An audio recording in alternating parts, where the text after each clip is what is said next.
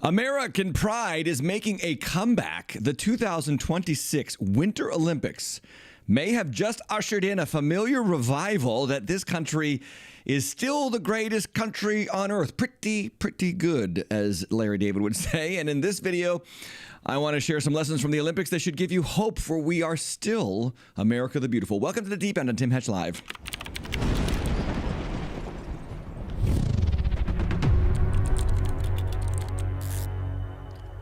This is the Deep End on Tim Hatch Live, where we talk about the news of the day. And if you are watching us, I'm so glad that you are here. Welcome into all of our audience. Make sure you're hitting that like button if you are familiar with our program. But we talk about the news of the day through a pastoral worldview. And in this past couple of weeks in the Winter Olympics, I'm a Summer Olympics guy. I'm just going to be full disclosure here. I don't really watch the Winter Olympics, but I did pay attention to the news coming out of the Winter Olympics, particularly in regards to yesterday, where a profound moment was had by our Olympic athletes. This past Winter Olympics was the most Winter Olympic gold the United States ever won. Did you know that? The previous record was 10 gold medals, and they finished off with 12 this time around. So we're getting better at the colder sports. I don't know if that warms your heart during this winter storm, but it's a fact, okay? Here's the big news, all right? Yesterday, the U.S. hockey men's team won the gold medal for the first time in 46 years, and poetically, 46 years to the day since Jim Craig and Eruzione and all those other guys did it way back in 1980. Well, I was 14 years old when that happened. The Americans beat the Russians 4-3 in the semifinals. Some people think that's the finals. That's just the semifinals, because the Russians were basically a pro team. Their country was communist. They didn't have pro and amateur athletes, and these grown men were dominating the sport for several Olympics in a row. And that team beat the Russians after getting pummeled by them just a few weeks earlier in Madison Square Garden. I think it was 10-3. It was a miracle, just like Al Michaels declared there on the broadcast. It was an inflection point for America, much like today. Back in the 1970s, America was not very happy with itself. Inflation was stagnating the economy. Divisions were rampant. President Carter delivered a morose message to the American voter about the crisis of confidence in our government, in our values, in our way of life, and even in our future.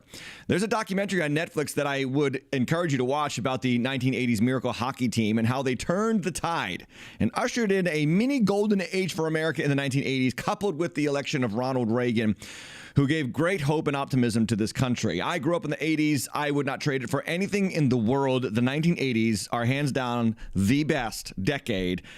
I would say in the last 100 years. It was an amazing time. And just check the movies from the 1980s. The music from the 1980s. It was great. And it all started when a hockey team won gold, when it shouldn't have won gold. And that's exactly what happened yesterday. The same thing. History repeats. We had another mini miracle on ice. Again, 46 years to the day. You got to love it. Just the third time in American history that our men's hockey team won gold. This is astounding. This is huge. Canada has been dominating the sport for many years. Well, speaking of Jack Hughes, here's that guy. He's a young Jewish American NHL star who plays for the New Jersey Devils. And after his winning shot, the golden goal in overtime to beat the Canadiens, and really it was a right. Proud to be American. We need this back. Got to warn you, we're not going to go super negative today on the Deep End. No, we need to be a little bit positive, because it is a positive time. And let's bask in the glow of this incredible win. By the way, Jack Hughes is the son of this lady, Ellen Weinberg Hughes. She is a Jewish American as well, and she is sort of a matriarch in a hockey dynasty in America. Two of her sons, Jack and Quinn, are on the American hockey team who just won gold. She was a female hockey professional herself way before female hockey was an Olympic sport. She was actually a world champion with the female national team in America. And in poetic harmony, just 3 days before the men won their gold, Ellen Hughes helped coach the women's hockey team to gold themselves. Great story about a great American family. And let's not neglect to mention a Jewish American family during a rise of anti-Semitic feelings and sentiments, and dare I even suggest anti-Semitic indoctrination on elite college campuses, as was on display in 2023. If you remember, it is nice to see Jews succeeding in America, and I know I'm going to get a bad comment for that, but I don't care. We value the Judeo-Christian ethic in this country, and we should. By the way, you probably noticed that Jack Hughes was missing teeth. He did have them knocked out during the game in true hockey fashion. And he had another opportunity to give praise to America in a response to a question about his teeth being knocked out. And we're the gold medalists, so I'm so happy the USA hockey's on top. You not only have that as a reminder, you got that as a reminder too. Did that just show about this game? I'm lucky I'm from the best country in the world, and we got great dentists there too, so I'm lucky I'm American, and they're going to fix me right up. Standing there listening to the anthem. What's going on? There you go. Got the best dentist in America, and he's going to get fixed right up. Now, this moment was filled with even more profound and powerful moments. Perhaps the most heartwarming moment was this moment where two of the players went out. They also had this to say, thanking the troops for protecting our way of life. I want to thank our troops for allowing us to play this game. Thank our troops for allowing us to play this game, and thank all the support back home. But yeah, thank our troops, because these guys know that the only reason why they get to play a kids game in that environment for celebrity, for fame, and also for their country is because our country has the greatest military on earth and protects our freedoms and our rights. Here they were after their win in the locker room celebrating to the red, white, and blue country music anthem.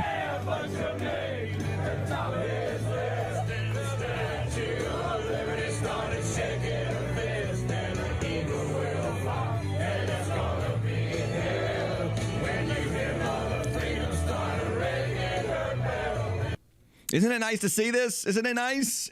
I think it's nice to see people actually loving their country.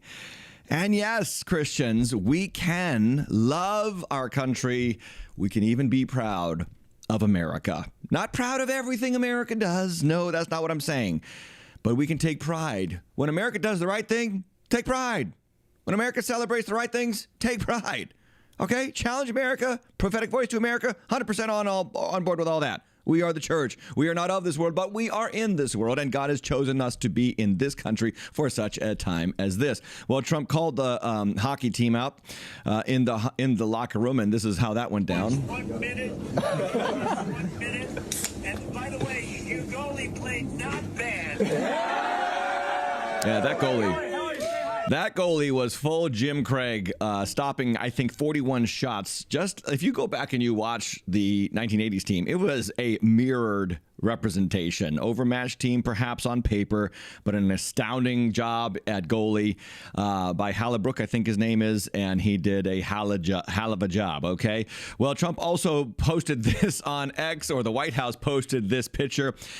Owning Justin Trudeau, former prime minister up in Canada. Justin Trudeau's post was, "You can't take our country and you can't take our game." Hockey was invented in Canada, I believe. Anyway, Trump quote posted Trudeau's post with the eagle crushing the duck on the ice. And of course, leftists on X were losing their minds, calling it unpresidential and classless on the part of the Trump administration to post such a derogatory thing. This, of course, is because leftists do not participate in sports unless, of course, they are men pretending to be women and then dominating them and taking their trophies to affirm their identity or delusion, in my opinion. But this is just called trash talking, right? This is called trash talking, and we've been dealing with this from Trump on much more important issues than just a hockey game. So can we just relax a little bit? There's one more moment that I want to highlight. This is why Olympics and national unity matter. Because nothing shows us why supporting our country is important more than this moment in North Carolina. A peewee hockey game was being played on Sunday morning and was interrupted by a celebration from the crowd at the moment the men's team won gold. Watch this. This is so cool. So the kids are like wondering what's going on. And they hear the USA won.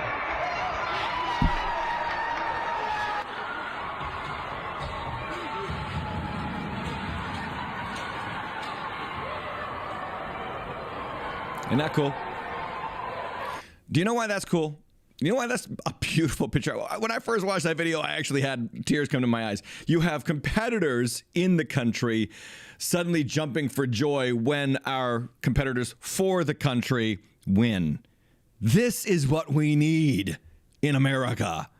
It's for the Christians, out there looking for a pastoral point of view. Here we go. It's called neighborliness. Second greatest commandment, love thy neighbor. No qualifications about that neighbor either. It doesn't matter what their political views are. Love them. It doesn't matter whether they like you. Love them. We're even called to love our enemies and serve those who persecute us. We are part of this country, and if this country doesn't see Christians being neighborly, then we've got a serious problem. Now, I do fear that somewhat for the moment that we're in, a lot of the neighborliness that we're feeling, a lot of the euphoria for America that we're feeling might be because predominantly evangelicals believe they have the right man in the White House. I just want to say something pastorally here. We need to be neighborly no matter who's in the White House. Amen. We need to love no matter who's running the country. For heaven's sakes, 1 Peter says, honor the emperor. And at that time, Emperor Nero was throwing Christians into the lions' mouths and lighting them on fire and illuminating his gardens with killing them. We're Christians. We're called to love others, right? We're also called to pray for our government, no matter who is in office. Those are non-negotiables. But the big point and the big picture today is America, and American pride in particular, is back. American pride, way better than gay pride. Yes? Now, of course, not everyone on the Olympic team was thrilled to be representing America. This is American figure skater Amber Glenn talking about how hard it was going to be for her as a queer person to stay strong and compete under the current, White House administration. Yeah, it's been a hard time for the community overall under this administration.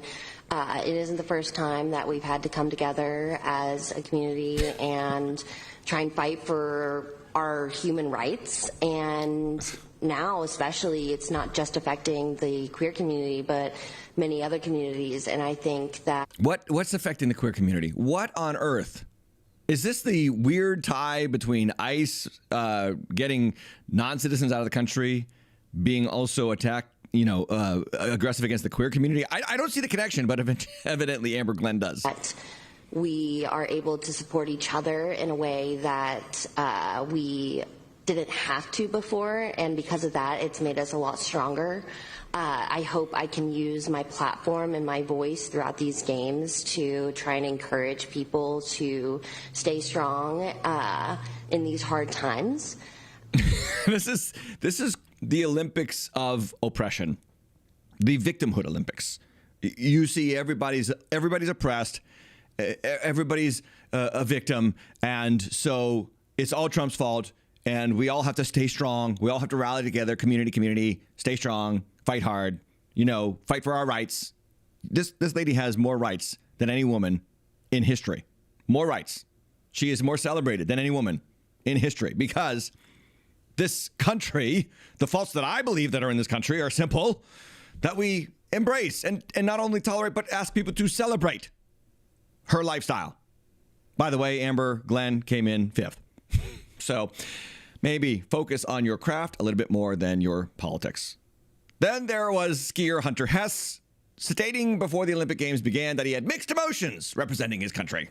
It brings up mixed emotions to represent the U.S. right now, I think. It's a little hard. There's obviously a lot going on that I'm not the biggest fan of, and I think a lot of people aren't. If it aligns with my moral values, I feel like I'm representing it. Just because I'm wearing the flag doesn't mean I represent everything that's going on in the U.S. So yeah, I just kind of want to do it for my friends and my family and the people that support me getting here. Okay, yes, very, very good. You've made your little political statement. And so then there was a back and forth between he and Trump, where Trump posted on Truth Social that Hunter Hess is a loser. And then Hunter Hess held up the L sign after one of his skiing runs down the hill. Well, how did it end for Hunter Hess? He finished 10th. Seemed Hunter Hess needed to focus less on what the federal government was doing and not doing and focus more on the slopes. American pride is back. And winning is back. Winning is a good thing. We want to win, right? Because if this country doesn't win, I'm just going to tell you, for all of our faults, the rest of the world is cooked if this country doesn't win. Predominantly, our country still holds on to Judeo-Christian values. Predominantly. I know there are some people out there, you are alarmists, you are chicken littles, you are running around with their head cut off thinking that the country is going to implode on itself tomorrow, okay? That's not the case. There's a ton of Christians, God-fearing people in this country. Now, you got to just go back to Genesis chapter 18, when the angel of the Lord comes and he talks to Abraham about destroying Sodom and Gomorrah. And Abraham has this back and forth with the angel of the Lord. And he says, Lord, are you going to destroy the righteous with the wicked? Or what if I find 40 there? And the Lord says, for 40, I will not destroy it. He says, what about 35? For 35, I won't destroy it. 30, 20. Is this like a little auction that goes down to 10 people? And God says, for 10 people, I will not destroy the entire city. Look, we've got way more than 10 people who are righteous and hold on to the faith in this country than Sodom and Gomorrah did. So just keep it in perspective, keep it biblical, keep thinking about your country positively. Positive vibes. It's a good time to be an American. Now, on one end of the spectrum, we have Amber Glenn, we have Hunter Hess, and then we have perhaps the most amazing, stunning turn of events in Olympic history. Any other country would call this being a traitor, but our mainstream media called it heroic. And I'm talking, of course, about this lady, Eileen Gu. She was born in San Francisco in 2003. She was raised in the Bay Area her whole life. She still lives in the United States and has been enrolled in Stanford University in California for a couple of years. That's probably why that's probably why she hates America and decided to compete against it. In 2025, she trained in Austria, but she represented China because it's her mother's home country. And she won gold. And then when she won gold, she stood on the podium and she sang the Chinese national anthem in loving adoration of a communist dictatorship that suppresses human rights left, right, and center. And after that, she's going to return to her studies at the elite University of Stanford, and she's going to continue to learn how evil America is while she lives in America. If ever there was an image that captured the damage being done to today's college-age kids at elite universities, this is it. Be careful what institutions of learning you put your kids in. And you want proof that Gen Z is kind of losing the script regarding the pride that they should have in their country? Gen Z Democrats, in particular, are at an all-time low in terms of pride in their country at just 24%. That means 3 out of 4 Gen Z left-leaning kiddos don't like where they live. 3 out of 4. To which I will remind them words from possibly one of their favorite presidents, this guy, who famously said this line. You can't love your country only when you win. I agree, Joe Biden. You can't love your country only when you win. 100% on board. I mean, I'm just amazed at how intentional NBC News highlighted Eileen Gu's run to gold for another country and thought it was wonderful, thought it was heroic, brave. Oh, it is insane. Leftism in this country is, I think they've made a suicide pact with the West. They are intent on destroying everything that we are. On the other end of the spectrum, good vibes today, good vibes. We've got figure skater Alysa Liu, who won gold. But Alysa Liu is also a descendant from Chinese Americans. Her father fled communist China after he participated in the Tiananmen Square protest in 1989. Those protests were calling for democracy in China, and those protests resulted in bloodshed for pro-democracy protesters in China. Well, her father fled. China tried to recruit her to compete for them. She refused. Because of that, she needed enhanced security at the Beijing Games in 2022. She loves America, and when she won, she draped herself in the American flag. And now, of course, there are reports online that she is still very much a liberal. Oh, she doesn't agree with you. You conservatives want to claim her as your own, but she's very much woke. Hey, guess what? We don't care as long as she loves the country. She's appreciating the freedom that this country grants her to disagree. Who would have thought? Mind blown. A couple of years ago, a report came out about the diversity of thought on the left and the right. And there's literally no diversity of thought on the left. The right has a great amount of diversity of thought. Right-wing people can celebrate when left-wing people win, provided that left-wing people appreciate the country that allows them to be left-wing and win. That's how it works. That's the difference. Left-wing people, it's hard for them to celebrate. In fact, what did the left-wing news media decide to do about Alysa Liu? Well, of course, they had to report on Outsports that Alysa Liu committed the heinous crime of removing her pronouns and other pro-LGBT posts from her social media a couple of years ago. Because according to the left, you must wear a ribbon. Remember that video? Remember that episode of Seinfeld where Kramer refuses to wear the AIDS ribbon while he marches for AIDS funding? And two gay men chase him down and taunt him and basically beat him up because he refused to wear the ribbon. Well, that's what the left believes. You got to not just support them, you've got to be outspoken in your support of them, and woe to you if you delete your post. There are two ways to go, Western man. On one side, you recognize that America, with all their faults, is still the freest, most diverse, welcoming country in the world worth supporting, especially if you live here and benefit from its opportunities. And the other side, where you openly scorn the country that empowers you, let left-wing indoctrination at elite universities convince you that a communist dictatorship is actually more aligned with your values than the country in which you live. And then you go and compete on behalf of the country that seeks to undermine your own country. That, my friends, is left-wing lunacy. That, my friends, is the suicide pact that the political left have made with the West. I'm going with Alysa Liu. How about you? I want people like that to succeed in our country. And by the way, I got to give credit to one Democrat politician up in Boston, Massachusetts. This is Michelle Wu. And in the midst of a news conference where she was working out emergency details and preparedness for the upcoming blizzard that Boston is currently experiencing, they informed her during this news conference yesterday morning that the men actually won. And here's how that moment went down. We had planned this to start after the U.S. was going to claim the gold, but now they're in overtime, so you all are going to have to keep me updated as to what's happening with the sudden death right now.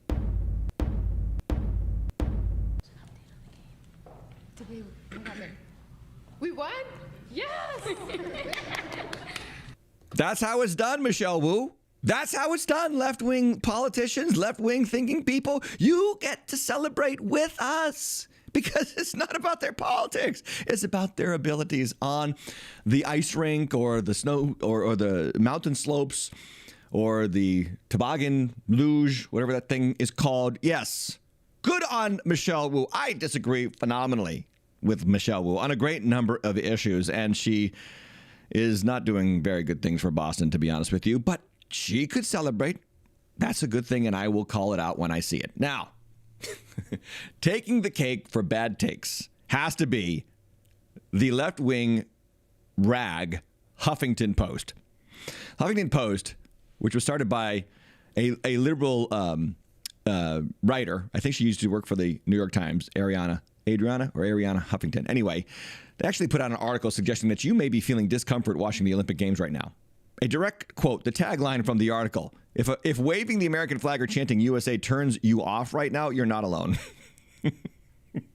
Part of the article says there's obviously a lot going on that I'm not the biggest fan of. Wearing the flag doesn't mean I represent everything going on, said U.S. Olympic skier Hunter Hess. They talked about cognitive dissonance of rooting for the U.S. while hating the U.S. government. And it's so common that it continues to be one of the main topics that therapists are dealing with in L.A. One clinical social worker named Amy Monterosa said, as we continue to witness national and global atrocities in real time, it can trigger feelings of guilt, despair, shame, anger. Imagine needing a therapist to help you watch sports. I don't understand it. Anyway, this did not sit well on X as they posted this article out on their X account. And they got one really incredible response that got 8 million views from Jimmy's Famous Seafood. This is a crab place, I think, in Baltimore, Maryland. And they had to let the Huffington Post know exactly how they felt about that page or that post, that article. And then they went one step further, and Jimmy's Famous Seafood in Maryland is now offering free crab cakes for life to all members of the men and women's hockey teams. Good on Jimmy's Famous Seafood. Yes, friends, American pride is back. Now, biblically speaking, because I am a pastor, that's what this show is about, I want to give you biblical reasoning for why you can still take pride in your country while also speaking prophetically against many of its offerings. Number one, we know from Acts chapter 17 that God intentionally created nations. Nations was God's idea. Back in Genesis 11, men spoke all the same language. and they gathered around themselves to build a tower up to the heavens. Now, the reason why they did that was because the flood had just happened. Remember that story? And so they felt, well, listen, if that happens again, we're going to escape the judgment of God. And here's what we're going to do. We're going to work together to escape the judgment. Let's build a tower to the heavens so that God cannot rule over us or hold us accountable anymore. God came down and confused their language, and he spread them across the earth. Fast forward to Acts chapter 17. Even after the gospel of Christ has been proclaimed, Paul states that God made one man from one man every nation and determined the periods that they should live and the boundaries of their dwelling places. In other words, national boundaries are God's ideas. And not only do national boundaries come from God, but the rulership of those boundaries, aka presidents or congresspersons or kings or monarchs, are responsible for the care and the protection of the people who live within those boundaries. So yes, Christians can get behind American exceptionalism and fighting for and working for America's good. Secondly, Scripture promotes love for one's neighbor, love for the person across the street, love for the person across the country. This is God's ideal. Paul himself expressed deep anguish in his spirit for the spiritual condition of his nation, Israel. He grieved over them in Romans 9. He even said, I wish that I could be cut off and them joined to Christ. I'd do that in a second. He was very nationalistic. Even as a Christian, Paul was still very Jewish. And then number 3, God commands prayer and investment in the nation you live in. Go back to Jeremiah 29, verse 7. God says to the exiles who are being marched off to Babylon for 70 years. They're being asked to live in a foreign country. In Jeremiah 29:7, God commands his people, seek the welfare of the city where I have sent you into exile and pray to the Lord on his behalf. And then later he goes on and he says, if it prospers, you will prosper. So build homes, plant vineyards, do good where you are. Because as Paul writes in 2 Corinthians, we are God's ambassadors wherever we live. We don't get to choose the values of our country, but we get to live out our values in whatever country we're in. And finally, let's remember that we are, of course, citizens of heaven, but we are still citizens of this earth. Now, our spiritual alliance and allegiance must always be to God's order, but our normal human relationships, they actually do matter. Even our relationships with unbelievers and people who adamantly oppose us. Those relationships might even matter a little bit more because how we treat those who disagree with us sends a message that God has truly changed our heart. If we can love people who hate us, then we truly are sons of our Father. Because guess what? Here's what the gospel says. Even while we were enemies of God, God's Son died for us. So yes, American pride is back. And I'm excited that it's back, and you should be too. Because there is a pocket of America where American pride seems to be not just waning, it might be gone. And I am going to shift gears now and talk about the coming Islamic revolution in New York City.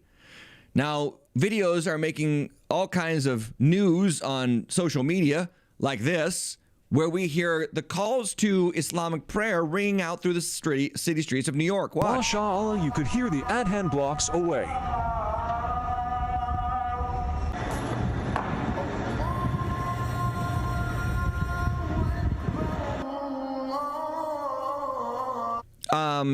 First off, it just sounds hideous.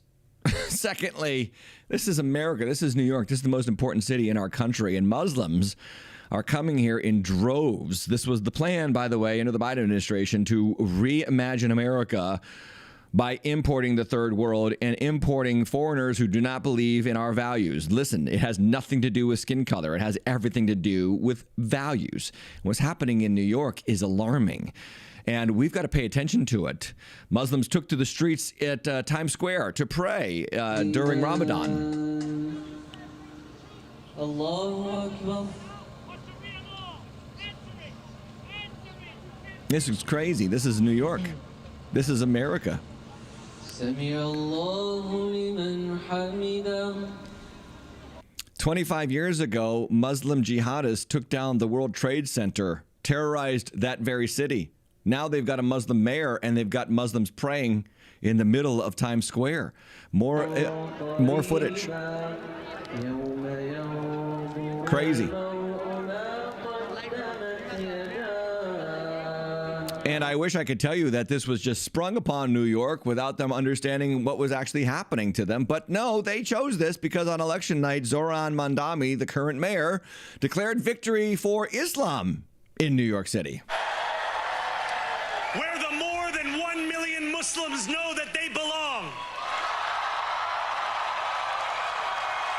Not just in the 5 boroughs of this city, but in the halls of power. He's telling you who he is. No more will New York be a city where you can traffic in Islamophobia and win an election. No, now New York City is a city where you can promote a religion and win an election. I mean, he told them who he was, and they welcomed him with open arms. Why? Probably a lot of them would say because Trump. And that's really the sad part. Imagine destroying your city because you hate who's president. But that is exactly what's happening in New York City, and we, as Christians, need to be aware of this because this invasion is going to continue in our country. And the answer to Muslim prayer is Christian prayer. It's as simple as that. Pray for our country. Pray for revival. Pray for your children. I believe we are experiencing an undercurrent of revival. It's not nearly where it should be, but it is happening, particularly amongst Gen Z. They're the ones buying Bibles. They're the ones going back to church. They're the ones reconnecting with Christian faith.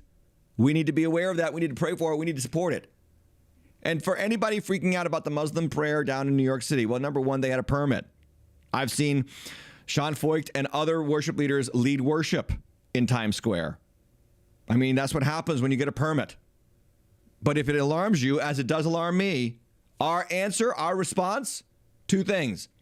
Pray for the gospel of Jesus Christ to be powerfully preached in New York City. Pray for, there are many brothers and sisters in New York City, many believers who are saddened right now at the state of their city, and they don't represent what he represents. But fundamentally, we need to be the church. And if we don't shine the light, darkness prevails.